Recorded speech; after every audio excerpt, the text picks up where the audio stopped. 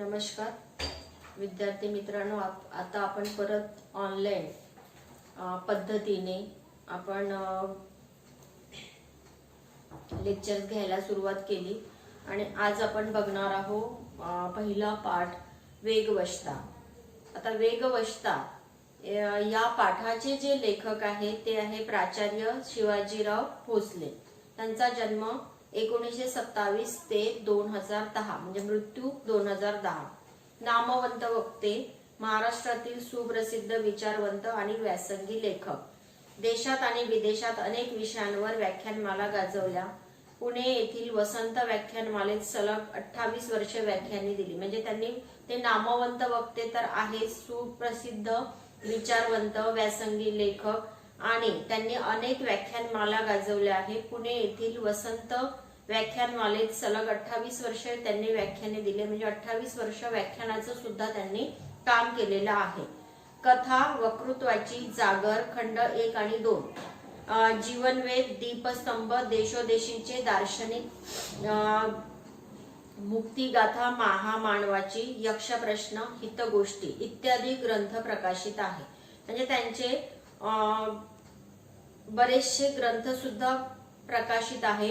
औरंगाबाद येथील डॉक्टर बाबासाहेब आंबेडकर मराठवाडा विद्यापीठाचे माजी कुलगुरू, राजर्षी शाहू महाराज पुरस्कार, कोल्हापूर श्रीमंत मालोजीराजे स्मृती पुरस्कार, अशा पुरस्कारांनी सन्मानित त्यांना केलेला आहे। हा एक जो पाठ आहे वेगवश्ता, हा जो पाठ आहे तो वैचारिक पाठ आहे आणि या वैचारिक पाठात लेखकाने अतिवेगाच्या आहारी गेलेल्या माणसांच्या विकृतीवर नेमकेपणाने बोट ठेवले आहे। कारण की आज आपण बघतो सर्व जिथे तिथे गेल्यानंतर जी गाडी चालवणारी म्हणजे दुचाकी, चारचाकी चालवणारी जी मंडळी आहे ती वेगावर नियंत्रण न ठेवता कशा प्रकारे स्वतःचा म्हणजे वेगाच्या आहारी, अतिवेगाच्या आहारी जातात आणि त्या विकृतीवर बोट ठेवण्याचं, समाजामध्ये जी असणारी तरुण मंडळींची विकृती आहे ते त्यांनी त्याच्यावर बोट ठेवून हा जो पाठ आहे हा वैचारिक पाठ आपल्या पुढे मांडलेला आहे। कारण की आज ज्या वर्गाला म्हणजे 12वी या वर्गाला जेव्हा त्यांनी हा पाठ जेव्हा लावलेला आहे त्यावेळेस, कारण की आज आपण बघतो 11वी 12वी या वर्गात गेल्यानंतर ज्या मुलांच्या हातामध्ये दुचाकी, चारचाकी येते त्यावेळेस मात्र मुलं स्वतःला काहीतरी त्यांच्यामध्ये वेगळेपणाची जाणीव निर्माण होते आणि काहीतरी मोठं मिळाल्यासारखं आणि ते अतिवेगाच्या आहारी जातात। वेळ आणि श्रम वाचवण्यासाठी वाहनाची गरज लेखकालाही वाटते। आता वाहन हा खूप चांगला पर्याय आहे सगळ्यांसाठी, पण तो कितीपर्यंत त्या पर्यायाचा वापर करायला पाहिजे हे प्रत्येक व्यक्तीला कळायला पाहिजे। मात्र गरज नसताना खोट्या प्रतिष्ठेपायी कर्ज काढून वाहन खरेदी करण्याच्या वर्तमानकालीन मानसिकतेवर लेखकाने प्रकाश टाकला आहे। आता वर्तमानातली स्थिती कशी आहे की बऱ्याचशा कंपन्या टू व्हीलर म्हणजे दुचाकी, चारचाकीसाठी कर्ज देते आणि त्याच्यामुळे आपली ऐपत नसताना सुद्धा त्या कर्जाच्या बळी हा आज प्रत्येक माणूस पडताना दिसतो आहे। त्याला जेवढ्या वस्तूची गरज आहे त्या वस्तू न घेता त्याच्यापेक्षा जास्त वस्तू घेऊन स्वतःला मात्र कर्जामध्ये तो ओढवत असतो। महानगरात, शहरात ठराविक वेळेत अनेक ठिकाणी पोहोचून कामे करावी लागतात, ते खरे असले तरी नको तितक्या वेगाने वाहने चालवून लोक अपघातांना निमंत्रण देताना दिसतात। याचे लेखकाला वैषम्य वाटते। वेळ वाचवण्यासाठी माणसे वाहने वापरतात, परंतु माणसे वाचलेला वेळ पुन्हा वाहन चालवण्यास वाया घालवतात। आता वाहन कितपत आणि कितीपर्यंत त्याचा वापर केला पाहिजे हे लेखकालाही पटतं आणि आपल्यालाही पटतं, पण मात्र जिथे आपल्याला वाहनाची गरज नाही, जिथे आपण पायी चालत जाऊ शकतो, 15 मिनिटाच्या अंतरावर जिथे आपण चालत जाऊ शकतो तिथे सुद्धा आज सर्रास वाहनाचा वापर होताना दिसतो आहे आणि त्याच्यामुळे याचे लेखकाला वैषम्य तर वाटतेच, परंतु माणसे वाचलेला वेळ पुन्हा वाहन चालवण्यात वाया घालवतात तेव्हा वाहने माणसांवर स्वार होतात, अशी मार्मिक टिप्पणी लेखक करतात। कारण की तुम्हाला माहिती आहे की 4-5 दिवसाच्या पूर्वी म्हणजे DNA मध्ये असं दाखवलेलं होतं की आपण आपल्यावर यंत्र आज हावी झालेले आहे. आपण यंत्रांना चालवत नाही तर यंत्र आपल्याला चालवायला लागलेले आहे. म्हणजे ही आजची एक शोकांतिका आहे असं म्हणायला पाहिजे. आज आपण सगळ्या गोष्टीचा म्हणजे वेळ नाही आणि जेव्हा ज्यावेळेस वेळ आहे त्याचा आपण चांगला उपयोग करून घेत नाही. म्हणजे प्रत्येक ठिकाणी जर आपण वाहनं वापरली तर त्याचं प्रदूषण किती होईल, त्याचा दुष्परिणाम आपल्यावर किती होईल याचा विचार आज कोणीही करताना दिसत नाही. माझ्या एकट्याच्याने मी जर वाहन चालवलं नाही तर माझ्या एकट्याने म्हणजे प्रदूषण कमी होणार नाही असा प्रत्येक व्यक्ती विचार करतो. पण त्या प्रत्येक व्यक्तीला असं वाटत नाही की आज मी हा जर विचार केला तर माझं बघून कदाचित दुसरे व्यक्ती हा विचार करेल किंवा समाजातील नागरिक आहे तो विचार करू शकतील. हा विचारच आज आपला खुंटत चाललेला आहे. आणि या खुंटण्यामागे आपल्याला प्रत्येक गोष्टीला प्रत्येक ठिकाणी चालण्यापेक्षा वाहनाने लवकर जाता येतं, पायाला कशाला त्रास द्यायचा, ह्या सगळ्या गोष्टीचा प्रभाव आज आपल्यावर होत चाललाय. आणि त्याच्यामुळे हळूहळू बऱ्याचशा रोगांना आपण बळी पडत चाललेलो आहे. पण याचा आज मात्र विचार होताना दिसत नाही. अफाट वेगाने वाहने चालवण्याच्या प्रवृत्तीमुळे वाहन चालकाच्या शरीर मनावर अनावश्यक ताण निर्माण होतो. त्यामुळे सत्व आणि स्वास्थ्य हिरावून घेणारा अनैसर्गिक वेग कमी करण्याबाबत लेखक शेवटी कशा प्रकारे स्पष्ट इशारा देतात ते या पाठातून पाहूया. आणि शेवटी लेखक म्हणजे शेवटी या पाठातून आपल्याला इशारा देतात. आता इशारा देण्याची गरज म्हणजे आज तरी आजची परिस्थिती आज आपण बघतो आहे की अति वाहनाचा वापर केल्यामुळे पेट्रोल डिझेल हे सगळे महाग होत चाललेले आहे आणि त्याला आपणच बळी पडत चाललेलो आहे. आपल्याला ही जाणीव होत नाही की जर समजा 10 मिनिटाच्या ठिकाणी 10 मिनिटं चालून जर आपल्याला एखादी वस्तू आणता येत असेल तर तिथे आपण चालत न जाता तो मात्र आपण तिथे वाहनाचा वापर करतो. आता तिथे वाहनाचा वापर केल्यानंतर कारण तिथे आपल्याला ज्या ठिकाणी घाई आहे त्या ठिकाणी वाहनाचा वापर जर केला तर ती वेगळी गोष्ट आहे. पण जिथे आपल्याला घाई नाही आहे तिथे सुद्धा आपण वाहनाचा वापर करतो. त्याच्यामुळे असा परिणाम होत चाललेला आहे. तो आपल्या शरीरावर पण दुष्परिणाम होतो आणि तो आपल्या मनावर सुद्धा दुष्परिणाम होत चाललेला आहे आणि आपल्या पैशावर सुद्धा दुष्परिणाम त्याचा होतो आहे.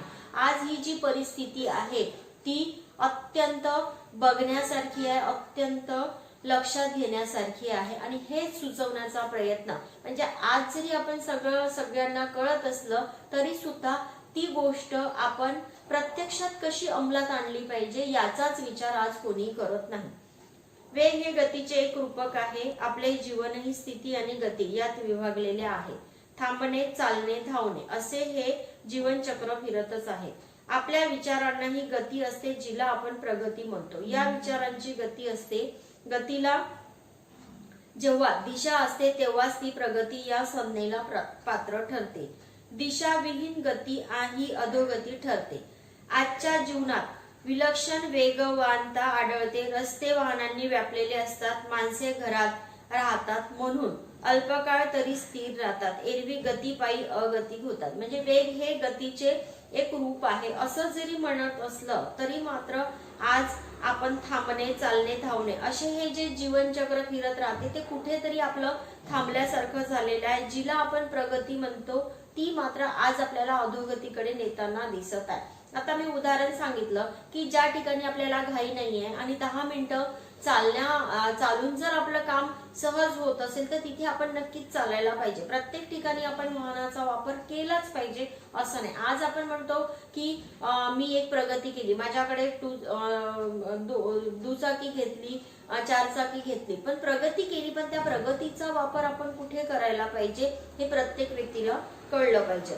अहोरात्र भरारणारी आणि थरारणारी वाहने पाहिली म्हणजे आश्चर्य वाटते. ही आली कोठून, आली कशी आणि कशासाठी? पूर्वी देशोदेशीचा इतिहास घडला, लोकांनी जगप्रवासही केला, पण आजच्या एवढी अवखळ वाहने कोठे दिसत नसत. आता माणूस घरातून दारात आला की वाहनावर आरूढ होतो. वेळ थोडा असतो, कामे बरीच असतात, पायी चालत ती उरकता येत नाही. जीवन हे दशदिशांना विभागलेले आहे. मुलांची शाळा एका टोकाला, आपले कार्यालय दुसऱ्या टोकाला, मंडई एका बाजूला तर दवाखाना दूर कुठल्या तरी दिशेला. जीवनाची ही टोके सांधणार कशी, जोडणार कशी, शेवटी गती ही घ्यावीच लागते.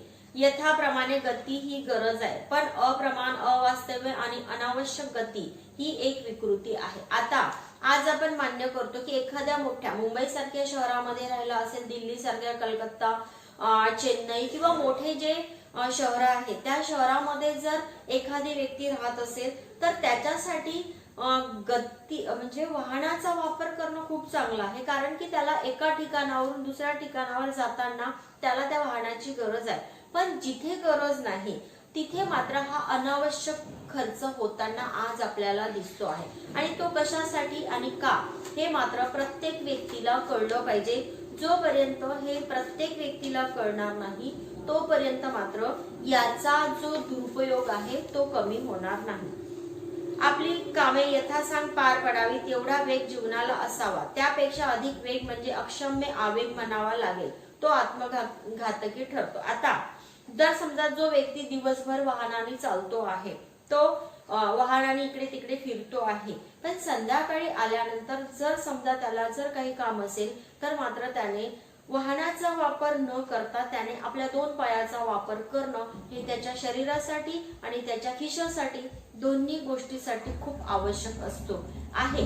पण मात्र आपल्याला वाहनावर आपण वाहनावर आता आरूढ होत नाहीये, तर वाहन आपल्यावर आरूढ होताना दिसते आहे. आणि तो अतिशय आपल्याला म्हणजे विचार न करणारा, विचाराच्या पलीकडे असणारा असा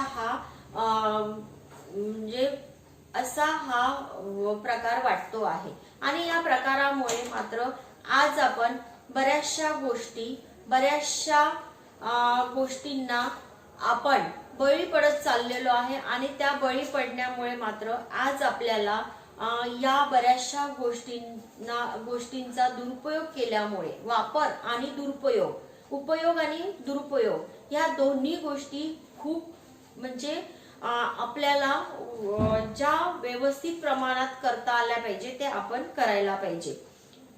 अमेरिकेसारख्या विकसित देशात माणसे वेगाने जीवन जगतात. घरोघरी आणि दरडोई वाहन उपलब्ध असते. रस्ते अरुंद, सरळ, निर्विघ्न आणि एक मार्गी असतात. घरे, कार्यालये, बाजारपेठा यात निदान 100 मैलांचे किमान अंतर असते. जवळच्या जवळ सगळे असे सहसा नसते. अंतरावरच्या गोष्टीशी जवळीक साधण्यासाठी दूरवर जावे लागते. यातून माणसात दुरावा निर्माण होतो, जो जाचदायक आणि असह्य होऊ नये म्हणून वेगाचा आश्रय घेतला जातो. वेगामुळे माणसे बेभान होतात. भान हरपले म्हणजे अस्वस्थता विरून जाते आणि वेगात एक बेहोशी असते.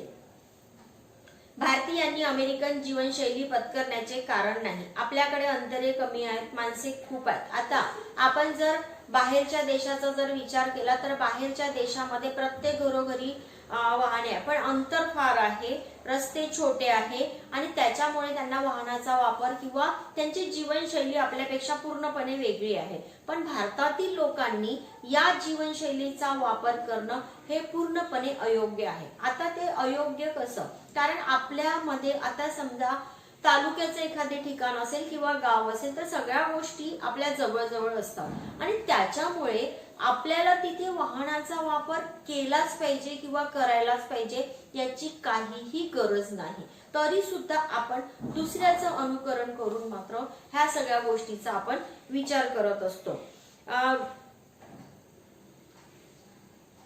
माणसे खूप आहेत, कामे फारशी नाही, जीवनाची टोके सहज सांधता येतात, थोडी त्वरा करावी लागते, पण भरधाव वेगाने अंतर काटावे अशी स्थिती नसते. मुंबई सारखे विस्तीर्ण नगर गाड्यांनी सांधलेले असते. गाड्या रुळावरून चालतात, त्यात भरकटणे फारसे नसते. गाडीत चढले म्हणजे माणसांचे धावणे थांबते. खरी अडचण असते ती रस्त्यावरून येणाऱ्या जाणाऱ्या 2 चाकी आणि 4 चाकी वाहनांची. आता मुंबईचा विचार जर केला, दिल्लीचा जर विचार केला तर ज्या काही लोकल ट्रेन आहे किंवा मेट्रो आहे या सगळ्यांचा जर विचार केला तर मुंबईचा माणूस किंवा दिल्लीचा माणूस जर त्या ट्रेन मध्ये एकदा बसला तर त्याचं धावणं थांबतं. पण रस्त्यावरून जे 2 चाकी आणि 4 चाकीच्या गाड्यांचा जो सर्रास वापर होतो त्यामुळे मात्र प्रत्येक व्यक्तीच्या शरीराला तर धोका आहेच, पण मात्र मानसिक स्वास्थ्य त्याचं बिघडतं, शरीराची पूर्ण प्रक्रिया बिघडते आणि मात्र त्याच्यामुळे त्याच्यावर तो दुष्परिणाम होताना दिसतो. पण अनेकदा असे घडते की वाचलेला वेळ घालवावा कसा हे कळेनासे होते आणि मग तो घालवण्यासाठी पुन्हा माणसे वाहनांच्या आहारी जातात.